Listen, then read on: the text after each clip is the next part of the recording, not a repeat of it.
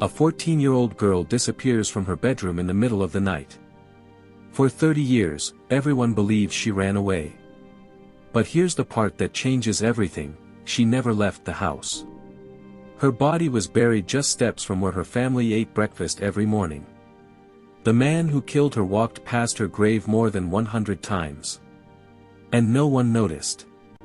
The person who reported her missing knew exactly where she was. And when science finally caught up to him, it exposed not just one murder, but a lifetime of violence hiding in plain sight. This is the story of Andrea Bowman. To understand how this happened, we have to go back, long before Andrea was ever born. Our story doesn't begin in Michigan. It doesn't begin with a disappearance. It begins much earlier, in 1972, with a teenage girl in Virginia who was desperately trying to escape her own life. Her name was Kathy Turkanian. And at that time, she was just a child herself, living with parents who made it painfully clear that they viewed her as nothing more than a burden. Kathy made the difficult decision that so many desperate teenagers have made throughout history. She ran away from home. Picture this: a young girl, barely more than a child, hitchhiking along highways with absolutely no money in her pockets. She didn't have a plan. She didn't have a destination. She just knew she couldn't stay where she was. She traveled mile after mile, accepting rides from strangers, until she finally reached Memphis, Tennessee. In Memphis, Kathy met a 19-year-old named Randy Badger. To a frightened runaway with nowhere to go, Randy must have seemed like a lifeline. He offered her stability, or at least what passed for stability in their chaotic young lives. In December of that same year, the young couple made their way to South Carolina. The laws in that state had a provision that allowed minors to get married if they had parental permission. Kathy reached out to her parents, and their response tells you everything you need to know about her childhood. They provided permission gladly. They were eager, almost relieved, to wash their hands of any legal responsibility for their daughter. They essentially signed paperwork that said she was someone else's problem now. The marriage was brief and troubled from the start. These were two young people who barely knew each other, trying to build a life they weren't prepared for. Less than a year into the marriage, Kathy discovered she was pregnant. On June 23, 1974, she gave birth to a healthy baby girl. She named her Alexis. For a brief moment, Kathy must have felt hope. She had created a new life, a fresh start, a chance to give this child everything she herself had never received. But the instability that had defined Kathy's entire young life didn't magically disappear. By the time baby Alexis reached just 5 months old, Kathy and Randy had separated. The marriage was over. Kathy, now a single teenage mother, returned to her parents' home in Virginia, hoping desperately for some kind of safety net, some kind of support system that would help her get back on her feet. But she found absolutely none of that waiting for her. It became painfully clear very quickly that she would receive no support whatsoever. No financial help. No emotional comfort. No assistance with childcare. Nothing. She was essentially still a child herself, trying to raise a baby in a home that didn't want either of them there. Kathy looked at her baby daughter and had to face an agonizing truth. She could not provide the life she desperately wanted for this child. She didn't have education. She didn't have job skills. She didn't have money or family support. And her daughter deserved so much more. So Kathy made what might be the hardest decision any mother can make. When baby Alexis was just 9 months old, when she was just beginning to babble and recognize her mother's face, Kathy surrendered her to the adoption system in Norfolk, Virginia. It was what's called a closed adoption. A final legal door shutting forever between mother and child. There would be no contact. No updates. No photographs. No information about where the child went or who adopted her. It was a complete severing of the relationship. Kathy walked away from that adoption agency clinging to one single, fragile hope. She told herself that one day, when her daughter was grown, maybe she would come looking for the mother who gave her up. Maybe she would understand that Kathy had made this impossible choice out of love, not abandonment. That hope was all Kathy had to hold on to for the next several decades. While Kathy was making the hardest decision of her young life in Virginia, something very different was happening several hundred miles away in Holland, Michigan. A couple named Dennis and Brenda Bowman were actively searching for a child to complete their family. And from the outside looking in, they appeared to be exactly the kind of stable, loving family that adoption agencies dream of placing children with. They lived at the corner of Lincoln Road and 52nd Street in a farmhouse surrounded by the quiet, rolling farmland of Ottawa County. They were the picture of Midwestern stability and Christian values. Dennis was a former Navy reservist, which gave him an automatic air of respectability in a community that valued military service. He had reddish-brown hair, a neatly trimmed goatee, and wire-rimmed glasses that made him look scholarly and intelligent. He worked as a wood machinist, solid, respectable blue-collar work. Brenda had curled bangs in the style popular at the time. She was a woman who had previously worked the jewelry counter at the local Meyer department store, which meant people in town knew her, had interacted with her, found her friendly and helpful. But what really gave the Bowmans credibility in their community was their church involvement. They didn't just attend services on Sunday morning. They were actively involved. They taught Sunday school to children. They volunteered for church activities. They maintained impeccable appearances as a pious, God-fearing couple. In a small, tight-knit community like Holland, Michigan in the 1980s, that kind of church involvement was like a stamp of approval. It said these are good people. These are people you can trust. But there was something the community didn't know about Dennis Bowman. Something that had been carefully buried in court records from years earlier. Let me take you back to 1979. Dennis Bowman was already married to Brenda at this point. They were living in Holland, Michigan, presenting themselves as a respectable young couple. On a Sunday morning in that year, a 27-year-old woman was attacked in her own home by an intruder. She was bound and assaulted in a truly terrifying ordeal. The police created a sketch based on her description of her attacker, a man with sandy hair and wire-rimmed glasses. Years later, Dennis Bowman confessed that he was that man in the sketch. But that was just the beginning. The file from May of 1980 contained an incident that was even more chilling in its calculated cruelty. A 19-year-old woman was riding her bicycle on a rural road just north of Holland. It was daytime. She probably felt reasonably safe on this quiet country road.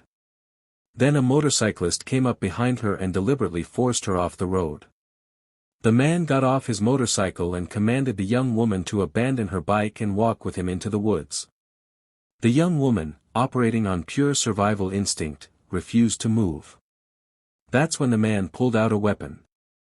He fired a shot that deliberately missed her, whistling past her head. He repeated his command, walk into the woods. The young woman still didn't move. She stood her ground when someone had just fired a weapon near her and was ordering her to go somewhere isolated where no one could hear her scream. The man fired again, this time at the ground near her feet. Just then, by pure chance, a car came driving down that rural road. The motorcyclist's head turned toward the sound of the approaching vehicle. And in that split second of distraction, the young woman jumped back on her bicycle and pedaled away as fast as her legs could carry her. She flagged down someone in a pickup truck who drove her straight home to her parents.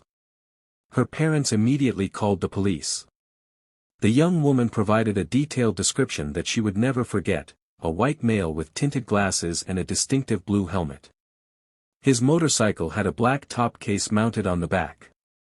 By the end of that same day, police had identified and detained a suspect. She took one look at him and confirmed immediately, without any hesitation, that this was absolutely the man who had tried to force her into the woods. It was Dennis Bowman. Dennis was convicted of assault with intent to commit criminal sexual conduct. He was sentenced to serve between 5 and 10 years in prison. During the sentencing process, he was referred for psychological counseling. A judge reviewed all the evidence and made an official determination that Dennis would likely pose a continuing danger to women if he were released back into society. A judge looked at this man and said, "This person is dangerous. This person will likely hurt women again if given the opportunity." Despite this official assessment by the court, Dennis Bowman served only the minimum sentence of 5 years. Then he was released back into the community, back to his wife, as if those 5 years in prison had somehow cured him of his violent impulses. They hadn't.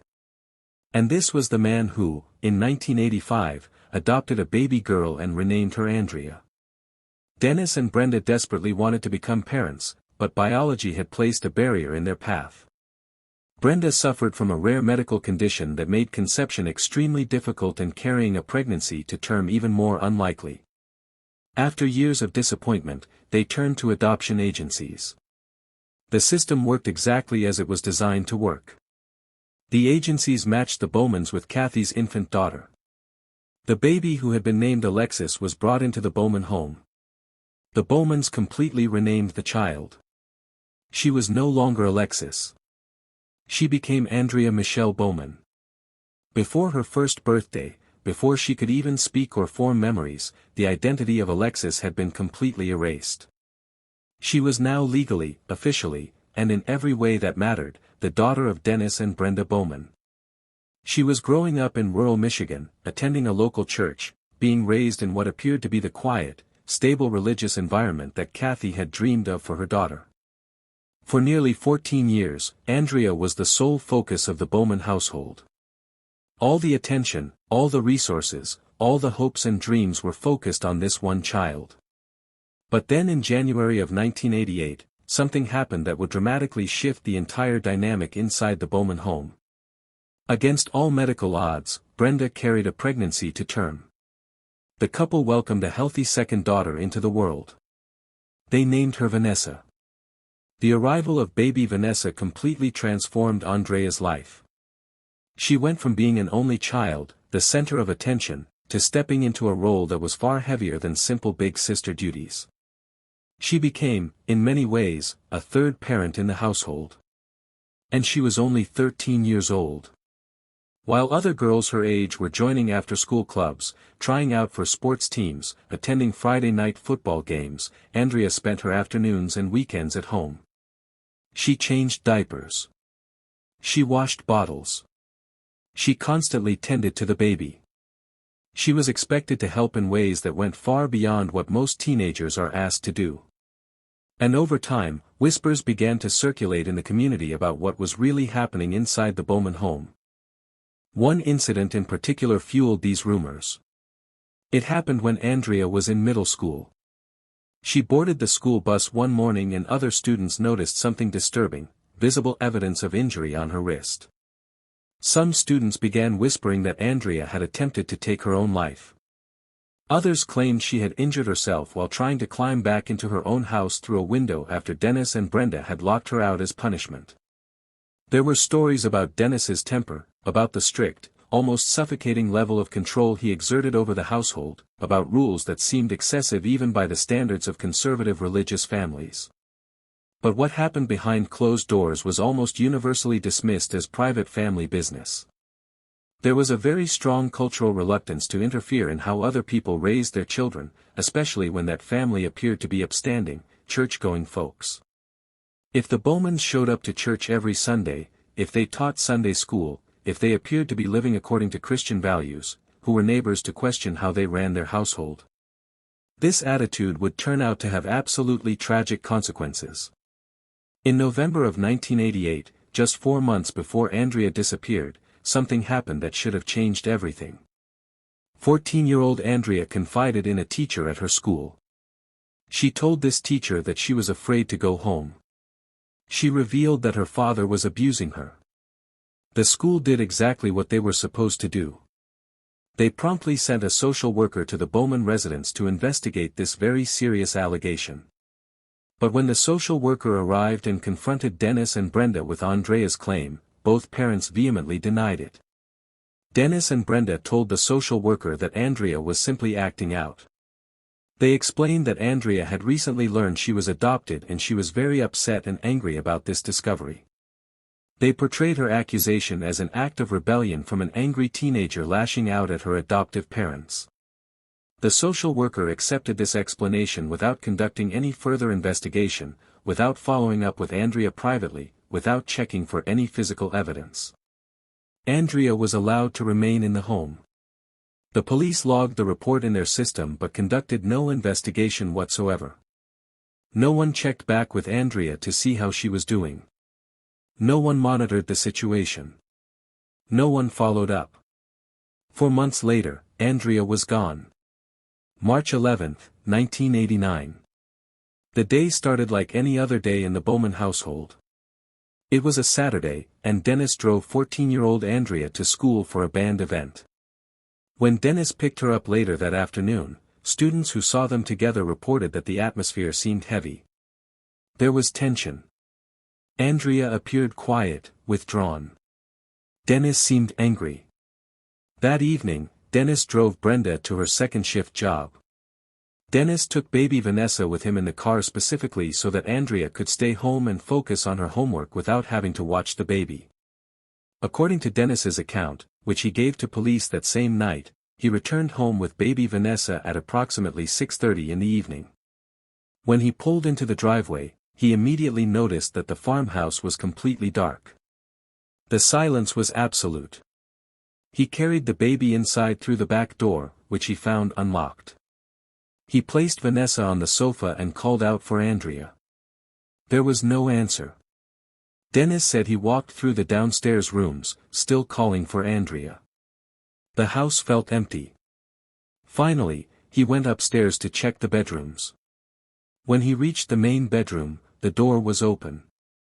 This was significant because, according to Dennis himself, that particular door was usually kept strictly locked. Dennis stepped inside and immediately noticed that something was wrong. A small travel suitcase was missing. He checked the drawer where they had recently stashed their tax refund cash. It was gone.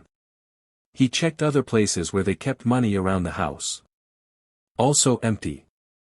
Even baby Vanessa's piggy bank had been emptied out. The immediate conclusion seemed obvious. Andrea had run away, and she had taken everything she could carry and every bit of money she could find to fund her escape. When Brenda's shift ended at 11:30 that night, she came home to the devastating news that her daughter was gone. Brenda's reaction in those first days and weeks appeared to be genuine grief and panic. She spent night after night driving the dark country roads of Ottawa County, scanning the cornfields and empty streets for any sign of Andrea. She only stopped these nightly searches when Dennis told her she had to, reminding her that they still had a baby daughter who needed them. Dennis contacted the police to report Andrea as a missing person.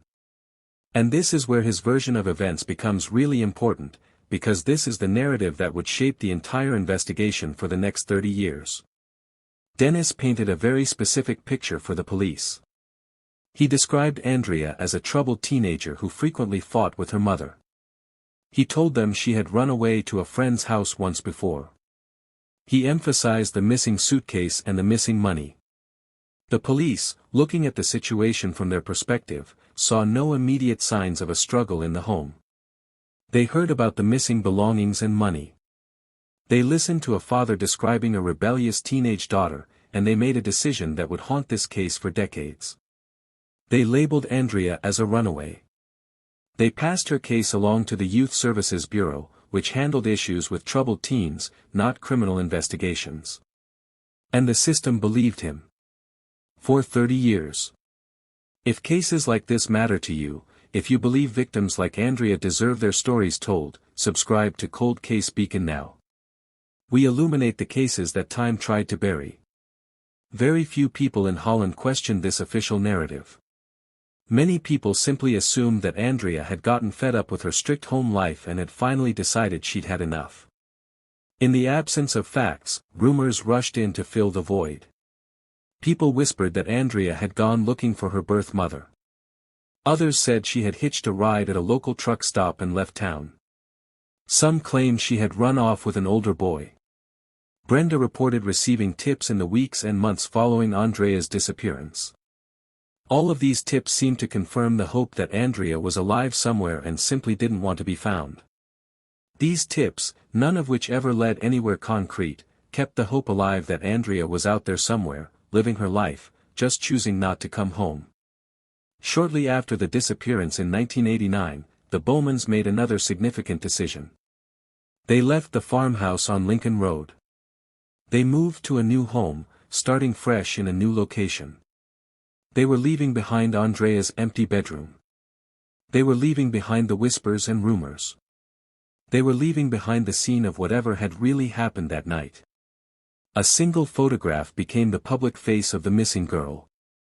In the photograph, Andrea sits against a simple blue studio backdrop. She's looking just slightly off camera with her striking green eyes cast upward. There's something about her expression that people found haunting. She looks vulnerable, young, a little bit sad. In 1993, for years after Andrea disappeared, the alternative rock band Soul Asylum released a music video for their song Runaway Train. The directors made a deliberate choice to feature real missing children in the video. The video became an absolute cultural phenomenon. It was in heavy rotation on MTV and VH1. Millions of people watched it religiously.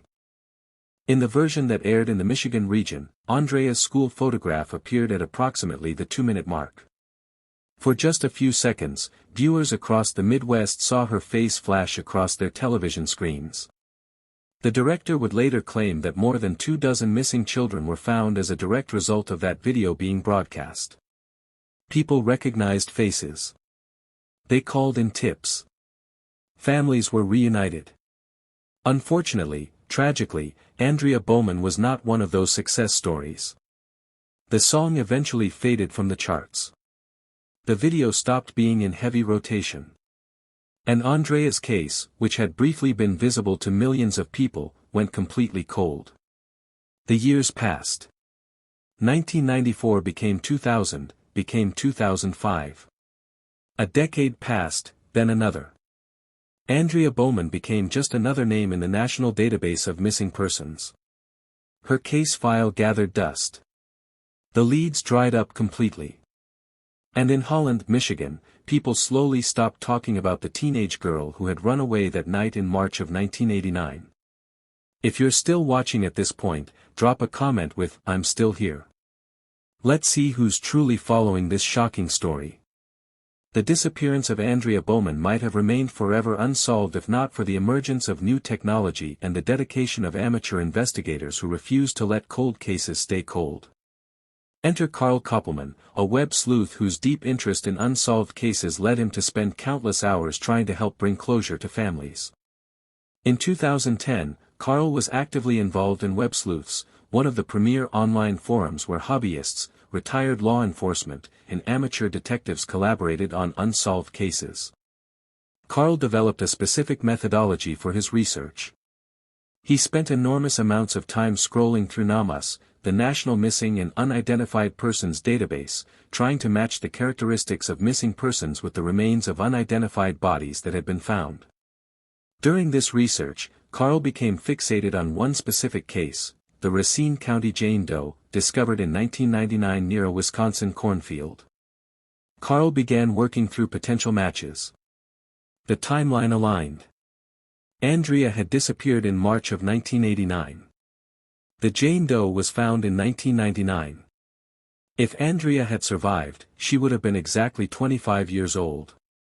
Holland, Michigan sat directly across Lake Michigan from Racine County. It was only about a 4-hour trip. Carl presented his theory to law enforcement. They agreed the match was compelling enough to warrant investigation. They needed DNA, but Andrea had been adopted. Dennis and Brenda's DNA wouldn't help. They needed to find Andrea's birth mother. They needed to find Kathy. In April of 2010, 21 years after Andrea disappeared, an official letter arrived at Kathy Turkanian's home in Virginia. The letter explained that her biological daughter, whom she had named Alexis and surrendered for adoption as an infant, had disappeared from her adoptive home in Holland, Michigan in 1989. Authorities believed Andrea might be an unidentified Jane Doe found in Wisconsin. Kathy read this letter over and over, trying to process information that contradicted everything she had believed for more than 30 years. She hadn't even known that her daughter's name had been changed to Andrea Bowman. In her mind, the baby she had given up was still Alexis. And now she was learning that Alexis had become Andrea, and that Andrea had been missing for over 20 years. The letter asked if Kathy would provide a DNA sample. Of course she was willing. She would have done anything to help. But the letter left her with far more questions than answers. Who had raised her daughter? What had Andrea's childhood been like? Why had she disappeared? Desperate for information, Kathy went online. She started searching for everything she could find about Andrea Bowman and her disappearance. She found the school photograph that had appeared in the runaway train video. And when Kathy saw that photograph, something inside her just knew. She saw those green eyes looking up at the camera and she felt an instant, powerful connection. This was her daughter. Through the online true crime community, she managed to connect with Carl Koppelman. Carl helped point her toward sources of information. He suggested she reach out to a retired Michigan detective named Pat O'Reilly, who was familiar with the Bowman family. Kathy reached out to O'Reilly, hoping he would tell her that Andrea had been raised in a loving home. But Detective O'Reilly did not offer that reassurance at all. Instead, he pointed Kathy directly toward the deeply disturbing history of Dennis Bowman. Based on O'Reilly's information, Kathy filed a Freedom of Information Act request to obtain official records. When the documents finally arrived at her home, she sat down and began reading through page after page of police reports, court transcripts, and incident files. And with each page she turned, the image of the devoted, church-going adoptive father was completely dismantled. What emerged instead was the portrait of a predator. Dennis Bowman's predatory behavior didn't end after his release from prison. It didn't end after Andrea disappeared. The pattern continued. In 1998, 9 years after Andrea vanished, a state trooper in Dorr responded to an alarm at a mobile home belonging to a woman named Vicky Vandenbrink. When the trooper arrived, he found Dennis Bowman walking away from the back door of Vicky's trailer. Dennis told the officer he was temporarily staying with Vicky. But when the trooper contacted Vicky to verify the story, she immediately said that was absolutely false. He had no permission to be at her home. During a search of Dennis's property, investigators discovered a black duffel bag hidden in the loft of an outbuilding. Inside that bag, police found stolen items belonging to Vicky, including intimate personal items. The bag also contained a short-barreled shotgun, a black sweatshirt, and a mask. Dennis was arrested, and once in custody, he confessed to behavior that was absolutely chilling. He admitted becoming obsessed with Vicky. He confessed to stalking her, breaking into her trailer repeatedly to steal intimate items. He admitted cutting a slit in Vicky's curtains, creating a viewing port so he could peek into her home and watch her without her knowledge. Before his sentencing, Dennis wrote a letter to the judge portraying himself as a devoted father of 2 daughters. He specifically mentioned that his daughters were 25 and 11 years old. One of those daughters, the 25-year-old he was using to demonstrate what a devoted family man he was, had been missing for 10 years. Dennis also secured character references from his Catholic church. Father Michael O'Donnell, a priest where Dennis frequently volunteered, wrote a detailed letter praising Dennis's character, describing his contributions to charity drives, his dedication to the church community. The priest argued that sending such a dedicated community member to prison would be a grave disservice. He believed Dennis was essentially a good man who deserved another chance. Father O'Donnell had no way of knowing that this devoted volunteer had a documented history of violence against women. And he certainly didn't know what had really happened to Andrea. This is how predators operate in plain sight. They create a public image so compelling that people simply cannot reconcile that image with the reality of their crimes. After learning about Dennis's extensive criminal history, Kathy's entire understanding of what had happened to her daughter completely shifted. The runaway theory suddenly made no sense. If Dennis was capable of all these documented acts of violence, why would anyone believe that Andrea had simply packed a bag and left voluntarily? Kathy became intensely focused on the Bowmans' current residence in Salem Township. She spent hours analyzing satellite imagery of the property using Google Earth. And she found something. There was a specific patch of earth in the backyard that looked different from the surrounding area. The grass grew differently there. Something about it just looked wrong.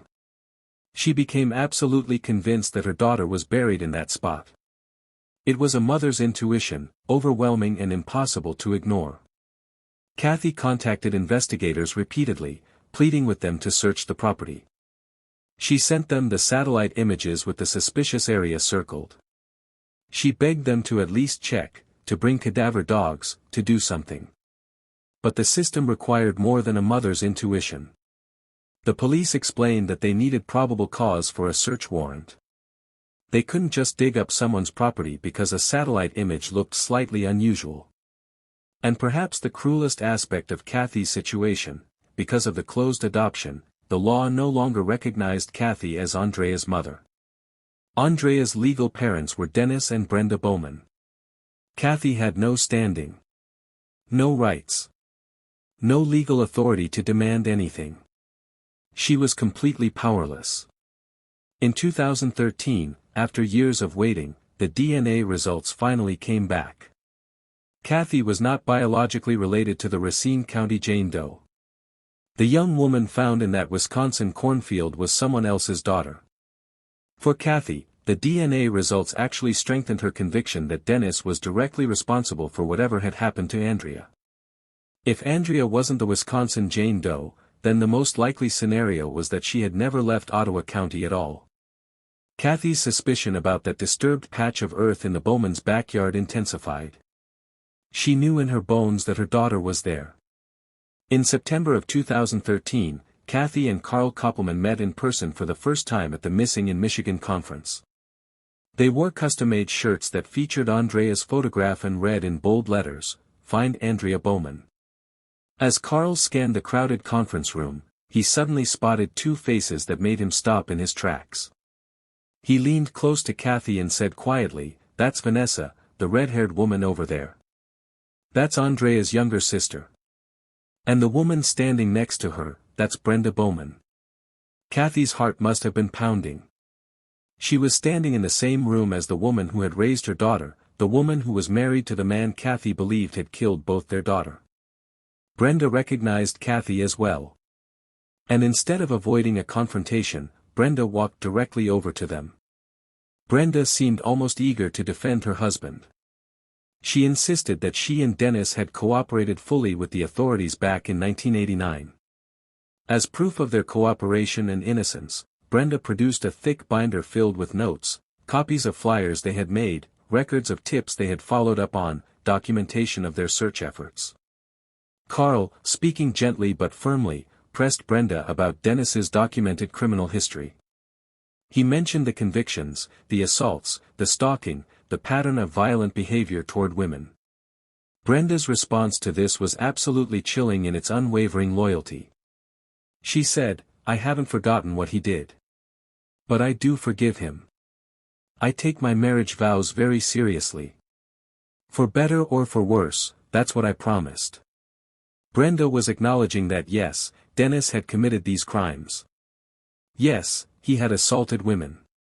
But she had forgiven him for all of it because she believed her marriage vows required her to stand by him no matter what. This is the dynamic that allowed Dennis Bowman to operate for decades. He had a wife who refused to question him, who stood as an impenetrable barrier between him and accountability, who would defend him against any accusation. With Brenda maintaining this position, the investigation in Michigan remained completely stalled. Dennis Bowman continued to be a free man, protected by his wife's forgiveness and the lack of physical evidence. But the breakthrough this case desperately needed wasn't going to come from Michigan at all. It was waiting 700 miles away in Virginia, in a cold case file that was about to be reopened using cutting-edge technology that hadn't existed when the crime was committed. The case that would ultimately break everything wide open belonged to a young woman named Kathleen O'Brien Doyle. In 1980, Kathleen was 25 years old, recently married to a Navy pilot named Stephen Doyle. They had been married for only 5 months when Stephen was deployed aboard the USS Eisenhower.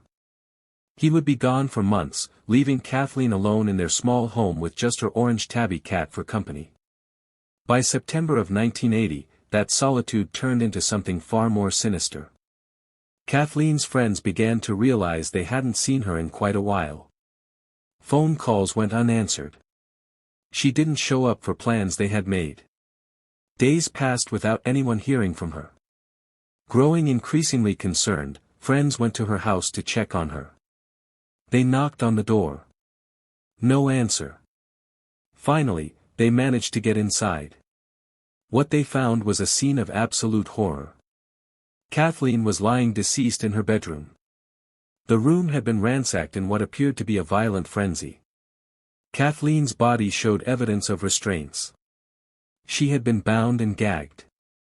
The medical examiner's report revealed the truly sadistic nature of whoever had done this. She had been strangled with a rope. She had been stabbed multiple times all over her body in what appeared to be a frenzied attack. And she had been sexually assaulted in a brutal manner. The investigation was intensive at first.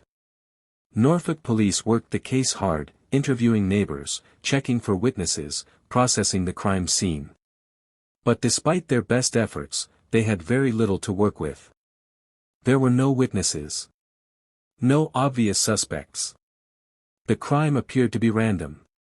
The case went cold. The one thing investigators did have was biological evidence. DNA had been collected from the bedding in Kathleen's room. But this was 1980. DNA profiling technology was still in its infancy. The evidence was carefully preserved and stored, waiting for a future where technology might be able to use it. And then the case went cold again. The silence lasted for nearly 4 decades. It wasn't until 2018, 38 years after Kathleen's murder, that the Norfolk Cold Case Unit decided to try a revolutionary new approach. The method was called genetic genealogy. This is the same technique that was used to identify the Golden State Killer, to solve decades-old murders.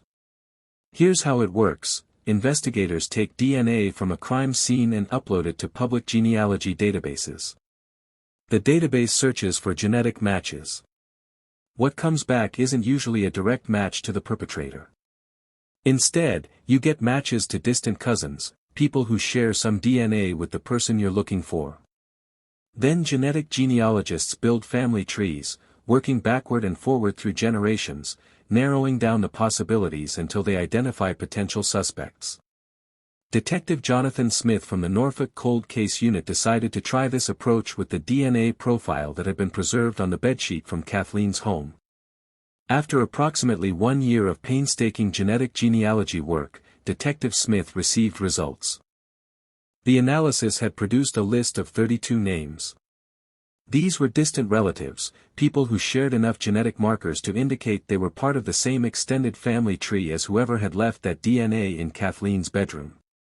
And at the center of that carefully constructed web was a single name: Dennis Lee Bowman. Detective Smith had never heard of Dennis Bowman before. But he immediately began running background checks. What he discovered alarmed him tremendously. He learned that Dennis Bowman had an extensive criminal history in Michigan involving violence against women. He learned that in May of 1980, just a few months before Kathleen's murder, Bowman had been arrested for the attempted abduction and assault of a young woman on a bicycle. Detective Smith also discovered that Dennis Bowman's adopted daughter Andrea had disappeared under suspicious circumstances in 1989 and had never been found. All of these connections raised red flags. But Smith needed to verify something crucial: had Dennis Bowman even been in Norfolk, Virginia in September of 1980 when Kathleen was murdered? Smith worked with local police departments in Michigan to pull old court records and military service documents. And he found exactly what he was looking for. A court transcript from September of 1980 confirmed beyond any doubt that Dennis Bowman had been in Norfolk on a 2-week military drill during the exact time window when Kathleen Doyle was murdered. Dennis was a Navy reservist at that time. His unit had been called up for training exercises at a Navy base in Norfolk. His presence was documented in official military records. The timeline matched perfectly. The location matched perfectly. And the DNA linked him to the crime scene. Detective Smith now had a solid suspect after nearly 40 years. They needed to obtain a DNA sample from Dennis Bowman to compare it against the preserved evidence. The plan was to establish surveillance on Dennis and wait for an opportunity to collect abandoned DNA. But then something unexpected happened that made the surveillance completely unnecessary. Dennis and Brenda Bowman walked into the Allegan County Sheriff's Office entirely on their own initiative. They were there to file a formal complaint against Kathy Turkanian. They claimed that Kathy had been harassing them online, posting accusations on social media about Dennis being responsible for Andrea's disappearance. The investigators who met with them must have barely been able to believe their luck. Here was their suspect, walking right through the front door. They invited Dennis and Brenda into an interview room, ostensibly to take their complaint. They acted sympathetic to their concerns. And during this conversation, as a simple courtesy, they offered Dennis a bottle of water. Dennis accepted the bottle without hesitation. He drank from it freely while he talked about how Kathy was ruining his reputation online, how unfair it was that she was making these accusations. He had no idea that the bottle he was drinking from was about to seal his fate. When Dennis and Brenda eventually finished making their complaint and left the sheriff's office, the investigators immediately secured that water bottle. It was carefully packaged as evidence and sent directly to a forensic laboratory for DNA analysis. Then came the waiting. Days turned into weeks. Finally, the results came back from the laboratory. The DNA from Dennis Bowman's water bottle was a definitive, unquestionable match to the biological evidence recovered from Kathleen Doyle's bedsheet 39 years earlier. They had him. In November of 2019, Norfolk police flew to Michigan to apprehend Dennis Bowman. He was now 70 years old, an elderly man who had been living freely for nearly 4 decades after committing a brutal murder. The arrest took place at Dennis and Brenda's home in Salem Township. Officers knocked on the door and identified themselves. Brenda answered. They explained that they had a warrant for Dennis's arrest in connection with a murder in Virginia in 1980. Brenda's reaction was immediate denial. She refused to believe it. As officers entered the home and began to place Dennis under arrest, Brenda's panic escalated. She shouted, "You've got the wrong person. He would never do something like that." She tried to physically position herself between the officers and her husband. An officer gently tried to move Brenda aside, but she slapped his hand away. "Stop. Let him go. Dennis is a good man. He helps at the church. He didn't kill anyone." Throughout this entire scene, Dennis himself reportedly remained relatively calm, allowing his wife to defend him while he accepted the inevitable. Dennis was immediately transported to the Allegan County Sheriff's Office, where he would be held while awaiting extradition. The moment Dennis arrived, Detective Jonathan Smith entered the interrogation room. Smith had a strategy for this interrogation. He deliberately removed his badge and set it aside. This was a calculated move to lower the immediate tension, to make the interrogation feel less like an adversarial confrontation. The approach worked remarkably well. Dennis gradually began to open up to Smith. They started by talking about Dennis's childhood. Dennis spoke about his parents, describing a difficult relationship. Smith listened patiently, building rapport. As the conversation continued and trust slowly built, Dennis eventually felt at ease enough to begin discussing the Kathleen Doyle case. Dennis admitted that he had indeed been in Norfolk for military training in September of 1980. He described feeling stressed, isolated from everyone he knew. According to Dennis's account, he decided one evening to leave the Navy base. He claimed he went to a bar and became heavily intoxicated. He said he eventually spotted a house that appeared to be empty and decided to break in to search for money. Dennis recounted entering the home and searching through rooms. Then, according to his story, he opened a bedroom door and suddenly encountered Kathleen. She began to scream in fear. Dennis claimed that he instinctively covered her mouth with his left hand. With his right hand, which happened to be holding a pocket knife, he pushed her. According to Dennis, when Kathleen fell, she grabbed at his hand, and somehow the knife accidentally penetrated her body. Dennis insisted that he left the house immediately after this. Dennis's confession was a carefully sanitized version of events that bore almost no resemblance to what the forensic evidence showed. Dennis mentioned nothing about strangulation. He said nothing about the burn mark on Kathleen's face. He completely omitted any mention of the sexual assault. When Detective Smith asked Dennis what he had felt during the attack, Dennis refused to take any real responsibility. Instead, he blamed what he described as a demon that had taken control of him. He said it wasn't really him committing these acts. As Dennis talked about this supposed demon, his entire demeanor shifted. He even took a notepad and drew a picture of this entity, a creature with horns and a pointed beard. When Detective Smith confronted Dennis with the actual physical evidence from the crime scene, Dennis shut down completely. He claimed he couldn't remember. He stuck rigidly to his story of a single accidental knife wound. At one point, Detective Smith left the interrogation room, leaving Dennis alone. The cameras in the room continued recording. What those cameras captured was absolutely chilling. Dennis sat there by himself, muttering quietly. At first, the audio picked up him whispering, "I didn't do it. I didn't do it." Over and over. But then, abruptly, the words changed. "I did it again," Dennis whispered. "I did it again. I did it again." That statement, captured on camera, was damning. "I did it again." Not, "I did it," but, "I did it again." Suggesting that there had been a first time and a second time, and possibly more times that no one knew about yet. Dennis Bowman was now confirmed as the person who had murdered Kathleen Doyle in 1980. Justice for Kathleen was finally within reach. But there was still the matter of Andrea. With Dennis in custody facing life imprisonment for Kathleen's murder, the timeline for solving Andrea's disappearance became urgent. Once Dennis was formally extradited to Virginia, the opportunity to make a deal with him would essentially disappear forever. Michigan investigators officially named Dennis as the prime suspect in Andrea's disappearance. They conducted a thorough search of his property using specially trained cadaver dogs. But the search yielded nothing. The dogs didn't alert to any specific location. The earth was keeping its secrets. And Brenda remained an impenetrable wall of loyalty, steadfastly defending her husband. To break this deadlock, police proposed a deal to Dennis. If Dennis revealed the location of Andrea's remains, he would be allowed to serve his time in a Michigan prison facility. This would mean that Brenda and Vanessa could visit him regularly. But if he refused to cooperate, he would be immediately extradited to Virginia. He would serve his life sentence there, more than 700 miles away.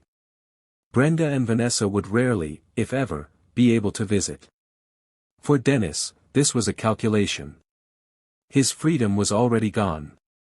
But he could choose whether to spend his remaining years in relative proximity to his family, or in complete isolation. Eventually, faced with the prospect of permanent separation from his family, Dennis agreed to talk. However, he had one condition. He insisted on a supervised meeting with Brenda before he would tell investigators anything.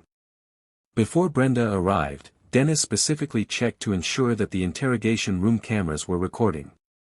This was going to be a performance for posterity. When Brenda entered the interrogation room and saw Dennis sitting there in handcuffs and prison clothing, the emotion on her face must have been overwhelming. Dennis finally confessed to Brenda that Andrea had been deceased since the day she disappeared in March of 1989. Andrea had never run away. She had never lived on the streets. She had never existed beyond that night 30 years ago. But the story Dennis told Brenda was a carefully constructed narrative designed to minimize his guilt. According to Dennis's account, he had arrived home that evening with baby Vanessa to find Andrea upstairs packing a bag. When he confronted her, Andrea allegedly threatened him. Dennis claimed that Andrea said she was going to tell her therapists again that he had been inappropriate with her. Dennis told Brenda that they argued. He admitted that he struck Andrea in anger. And according to his version of events, Andrea fell backward down the stairs as a result of being hit. Dennis claimed that when he approached to check on her condition, he noticed that her head was tilted to one side in an unnatural position. Her eyes were still open, but she wasn't responding. When he checked for a pulse, he couldn't find one. So according to Dennis, Andrea's death was essentially an accident. Dennis told Brenda that he made a split-second decision. He claimed he didn't want to lose Brenda by going to prison for what he characterized as an accident. So he decided to cover it up. He said he wrapped Andrea's body in a blanket and carried it out to the barn. Then he went back inside and called the police to report Andrea as a runaway. Regarding what happened to the body, Dennis offered what seemed like a convenient explanation. He told Brenda that he had later moved Andrea's body into a large cardboard barrel. Then he placed this barrel with the neighbor's trash for pickup. According to this story, Andrea's body had been incinerated at the landfill, leaving no remains to ever be found. Brenda sat there listening to this confession, tears streaming down her face. Her daughter had been dead for 30 years. All those nights she had spent searching. All those years of hoping. It had all been based on a lie. And yet, despite everything, Brenda's response was stunning. She told Dennis that she forgave him. She said she still loved him. She was standing by her man, even now. Investigators were immediately skeptical of Dennis's confession. The story felt too convenient. It blamed Andrea for provoking her own death. And the trash pickup explanation seemed highly improbable. Police made the decision to carefully monitor all of Dennis's communications. Any letters he wrote, any phone calls he made would be intercepted and reviewed. And soon, that decision paid off enormously. Investigators began intercepting letters that Dennis was writing to Brenda from jail. And the content of these letters directly contradicted the story he had just told her. In a letter dated December 12, 2019, Dennis wrote something completely different. He stated clearly that he had not actually put Andrea's body in the trash at all. Instead, he wrote, he had placed her in what he described as a private cemetery. In subsequent letters, Dennis described Andrea's burial with haunting detail. He wrote about the clothes she had been wearing when she was buried, jeans, her favorite sweater, and a gold necklace. Most chillingly, Dennis wrote that over the past 30 years, he had walked past Andrea's burial site more than 100 times. Armed with these clear contradictions, investigators confronted him once again. This time, Dennis was defiant. He looked at the investigators and stated coldly that he would take the exact location of Andrea's burial to his grave. They would never find her. It was a power play. Even from behind bars, Dennis wanted to maintain some control. Keeping Andrea's location secret was the last bit of power he had. Authorities turned to Brenda. Investigators sat down with her and explained the harsh reality in very clear terms.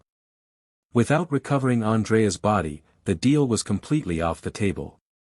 Dennis would be immediately and permanently transferred to Virginia, more than 700 miles away. Brenda would rarely be able to visit him. She would essentially lose him.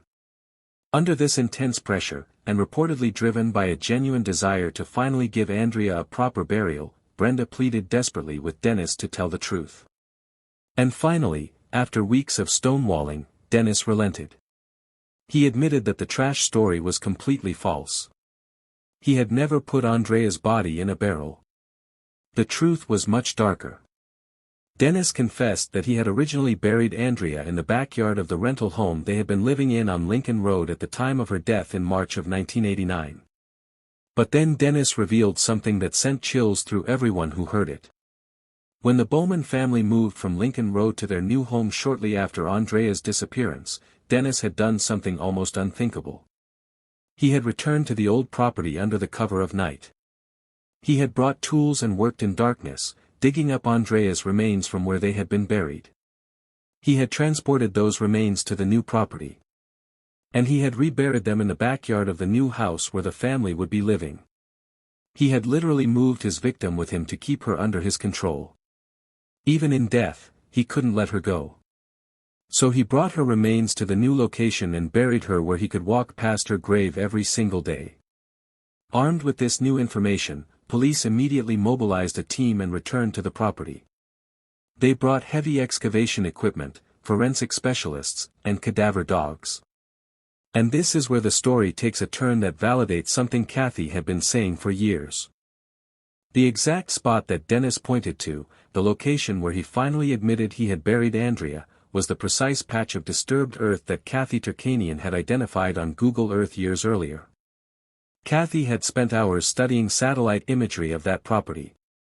She had noticed a section of the backyard that looked different. She had become convinced that her daughter was buried there. She had pleaded with police to search that exact location. And police had dismissed her concerns. But Kathy's maternal intuition had been absolutely correct. She had identified the grave from satellite images taken from space. And she had been right all along. The excavation team carefully began their work. As they dug deeper, they found a shallow grave that had been carefully concealed. Inside that grave was a large plastic trash bag. And inside that large bag were 4 smaller bags nested together. The contents of those bags revealed just how calculated Dennis had been. Inside the innermost bags, mixed with the remains, were used diapers. Multiple used diapers that Dennis had apparently collected and deliberately placed with Andrea's body. Investigators believe he did this to mask the scent of decomposition. If anyone had brought cadaver dogs to search the property, if neighbors had noticed an unusual smell, the presence of dirty diapers would have provided an innocent explanation. Also buried with the remains was a candy wrapper dated to 1989, the year Andrea disappeared. The remains were carefully excavated and transported to a forensic laboratory for analysis. Despite 3 decades in the ground, there was enough material remaining for DNA testing. The results came back with scientific certainty. The remains were positively identified as Andrea Michelle Bowman. After 30 years of searching, Andrea had finally been found. She had been there the entire time, buried just feet from where her family lived their daily lives. Dennis had walked past her grave more than 100 times. Every time he mowed the lawn, every time he worked in the yard, he knew exactly where she was. Even after the discovery of Andrea's remains, even after irrefutable DNA confirmation, Brenda maintained her loyalty. In a recorded phone call from the jail, Brenda told Dennis that nothing had changed between them. She said she still loved him completely. She would stand by him no matter what. Following the discovery of Andrea's remains, it was as though a psychological dam inside Dennis had finally broken. He began admitting to other offenses that investigators had never connected to him. Dennis confessed to additional attacks in San Diego during his time with the Navy. He admitted to another incident at a trailer park in the early 1980s that had never been solved. Each confession opened up old case files and raised troubling questions about how many other crimes Dennis might have committed. Investigators strongly suspect that Kathleen Doyle may not have been Dennis's first murder. The level of violence in that crime, the sadistic elements, these often aren't characteristics of someone committing their first serious offense. But Dennis has not admitted to any other homicides. If there are other victims out there, Dennis has chosen to keep those secrets. The full extent of his crimes may never be known. On February 7, 2022, Dennis Bowman stood before a judge in Michigan to be sentenced for what happened to Andrea. Facing absolutely undeniable evidence, Dennis entered a plea of no contest to second-degree murder charges. The judge who presided over the sentencing hearing stated that in his decades of service, very few cases had disturbed him as profoundly as this one. The judge sentenced Dennis to serve a minimum of 35 years and a maximum of 50 years in prison for Andrea's murder. But the deal had been structured to ensure that Dennis would have absolutely no control over his ultimate fate. Once his Michigan sentence was complete, Dennis would be transferred to Virginia. In Virginia, Dennis received 2 consecutive life sentences with no possibility of parole. Dennis Bowman would never, ever, walk free again. He would die in prison. Today, Dennis Bowman is 75 years old. He is currently incarcerated at the River North Correctional Center in Virginia, serving those life sentences for Kathleen's murder. In the aftermath of Dennis's convictions, Andrea's remains needed to be properly laid to rest. Brenda, as Andrea's legal adoptive mother, claimed Andrea's remains from the authorities. She made the decision to have Andrea cremated. But then Brenda did something that Kathy experienced as devastating. Brenda sent a note to Kathy offering her half of Andrea's ashes. For Kathy, this felt like a final act of control. She felt that Brenda was splitting her daughter in half one more time. Dennis had taken Andrea away from her birth mother through the closed adoption. He had renamed her.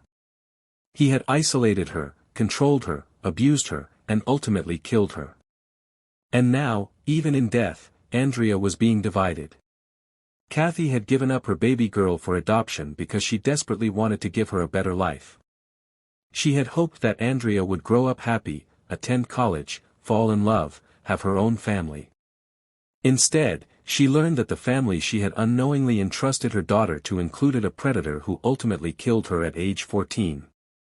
Kathy never got to know her daughter. She never got to explain why she had given her up. She never got to tell Andrea that the adoption had come from love, not abandonment. And she found her far too late to save her. Andrea Bowman was 14 years old when her life was stolen from her. She never got to finish high school. She never went to prom or graduated or fell in love. She never got to pursue her dreams, discover her passions, become the adult she was meant to be. All of that potential, stolen by the man who was supposed to protect her. But Andrea's story will not be forgotten. Her face has been seen by millions of people over the years. She matters. Her life mattered. And her death led to justice, not just for her, but for Kathleen Doyle and possibly other victims. Andrea's story reminds us that warning signs were present. A child reached out for help 4 months before she disappeared. The system failed her. A birth mother's intuition was proven correct across hundreds of miles and decades of time. Genetic genealogy caught a predator nearly 4 decades after he thought he had gotten away with murder. And predators can hide in plain sight. The most dangerous people are often the ones who know exactly how to blend in. Here at Cold Case Beacon, we believe Andrea deserves to be remembered. If this case moved you, subscribe and turn on notifications. Share your thoughts in the comments. What needs to change to protect vulnerable children? If you or someone you know is experiencing abuse, please reach out. Contact local authorities. Call a domestic violence hotline. Tell a teacher or trusted adult. Andrea asked for help, and the system failed her. Let's ensure that doesn't happen to other children. Cold cases can be solved, even after decades. Justice can come, even when it seems impossible.